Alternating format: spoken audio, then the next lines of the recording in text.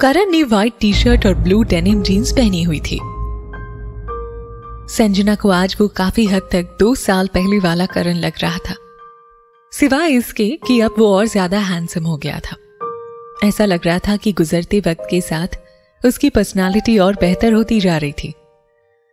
खिड़की के पास खड़ा होकर वो बाहर देख रहा था, तभी उसे कदमों की आवाज सुनाई दी और वो जेब में हाथ डाले हुए पलटा।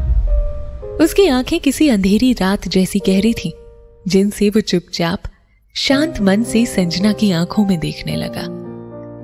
संजना वैसे तो आज बिल्कुल मन से तैयार होकर नहीं आई थी, लेकिन फिर भी उस स्लीवलेस रेड टॉप और लॉन्ग स्कर्ट में वो सुंदर लग रही थी। उसे लगा जैसे करण की नजर उसके चेहरे पर अटक गई हो, लेकिन उसे अब इस बात से कोई फर्क नहीं पड़ता था।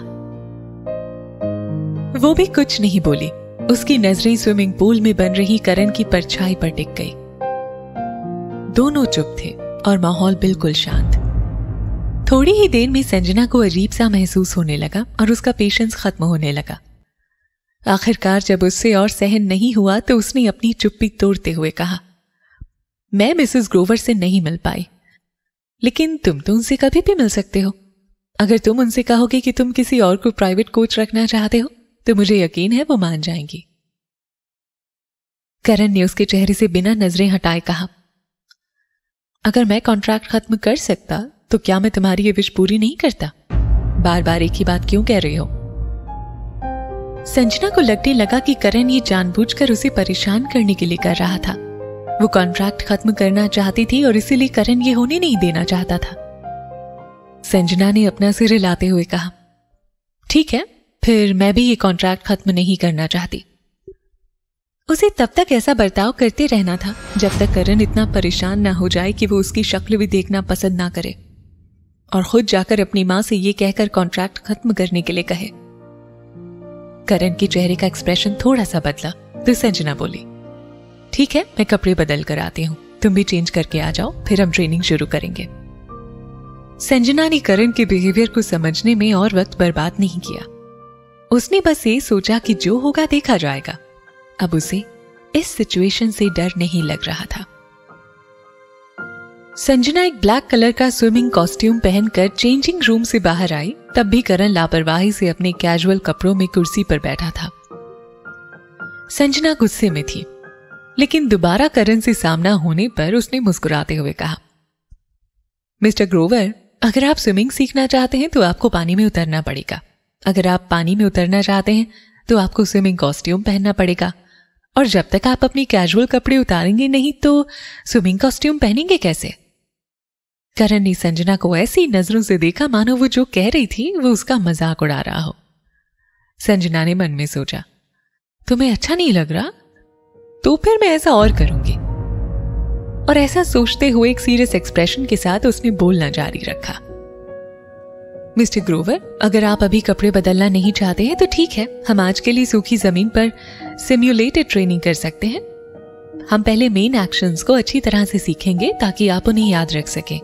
इस तरह से आपके लिए पानी में उन स्टेप्स को करना आसान होगा। करण अभी भी संजना को बेपरवाह होकर अनदेखा कर रहा था। ऐसा लग रहा था कि वो अपनी आंखें बंद करके बस आराम से बैठा हुआ है। उसे ऐसा देखकर संजना को अपने सीने पर कुछ भारी सा महसूस हुआ, जैसे उसके सीने में कोई दबी हुई फीलिंग्स है जिसे वो बाहर नहीं निकाल पा रही थी। उसका दिल चल रहा था। वो भी करण के पास पड़ी एक कुर्सी पर बैठ गई। उसे प्यास लगी थी। पास ही रखी अपनी बोतल से वो पानी पीने लगी, लेकिन ध्यान कहीं और होने की वजह से उसे हिचकी आने लगी और वो इतनी जोर से खांसने लगी कि उसके लिए सांस लेना मुश्किल हो गया। संजना ठीक से सांस लेने के लिए खड़े होने की कोशिश करते हुए मुंह पर हाथ रखकर अपना सीना सहलाने लगी।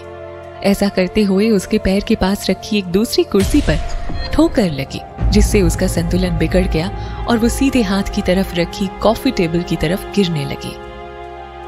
डर से संजना ने अपनी आंखें कस के बंद कर ली, लेकिन उसे गिरने से होने वाला दर्द महसूस नहीं हुआ, क्योंकि किसी ने एक ही सेकंड में उसकी बांह कस कर पकड़ी और उसे गिरने से बचा लिया।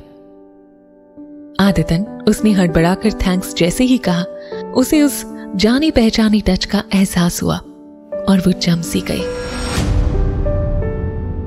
जैसे ही उसने अपनी आंखें खोली, उसने करण को शांति से अपने आप को घूरते हुए पाया। दोनों के चेहरे एक दूसरे के बेहद करीब थे। दोनों एक दूसरे को ऐसे देख रहे थे जैसे वो किसी लड़ाई में एक दूसरे के खिलाफ खड़े हैं, और दोनों में से कोई भी हार मानने को तैयार नहीं है, लेकिन एक दूसरे को चोट पहुंचाना भी नहीं चाहते हो। दोनों का दिल जोरों से धड़क रहा था। ऐसा लग रहा था कि धड़कनों की आवाज कभी संजना के सीने से आ रही है तो कभी करण के। करण की सांसें भारी होने लगी थी और संजना के चेहरे पर पड़ती करण की गर्म सांसों की वजह से संजना एकदम अपने होश में आ गई। उसका शरीर कांपने लगा और करण को धक्का देने के लिए वो अपना हाथ उठाने लगी, लेकिन ठीक उसी वक्त एक आवाज आई, करण। संजना के कुछ करने से पहले ही करण ने उसे धकेलकर अपने से दूर कर दिया। उसने ये ठीक उसी शांत और अच्छे तरीके से किया जैसे वो हमेशा करता था।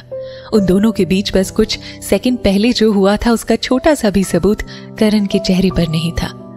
इसने संजना को ये सोचने पर मजबूर कर दिया कि क्या अभी भी उसे किसी पूरी तरह से अलग इंसान ने गले लगाया था। करण मुड़ा और पता नहीं उसने ये जानबूझकर किया था या अनजाने में, लेकिन संजना पूरी तरह से उसके पीछे छुप गई। उसने उस इंसान से पूछा, युग, तुम यहाँ क्या कर रहे हो? आंटी ने मुझे बताया कि तुम स्विमिंग सीखने वाले हो, और इतना ही नहीं, तुम्हारी टीचर भी वो लड़की है जो कल। ऐसा कहते हुए युग ने अपने शरीर को एक तरफ टेढ़ा करते हुए अपना सिर झुकाया और आखिर में करण के पीछे खड़ी संजना को देख लिया।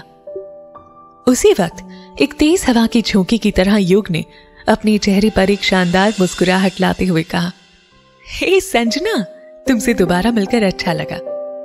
युग सोच रहा था कि करण ने कल मिलने पर उसे क्यों नहीं बताया कि संजना पहले ही उसकी स्विमिंग कोच बन चुकी है, और अब उसे इस तरह से छुपाना। जरूर करण को इस लड़की में कोई इंटरेस्ट था। युग की नजरें पूरी तरह से संजना के शरीर पर थी। करण का चेहरा सीरियस हो गया और युग के सामने खड़े हुए उसने संजना से कहा, जाओ हमारे लिए चाय लेकर आओ।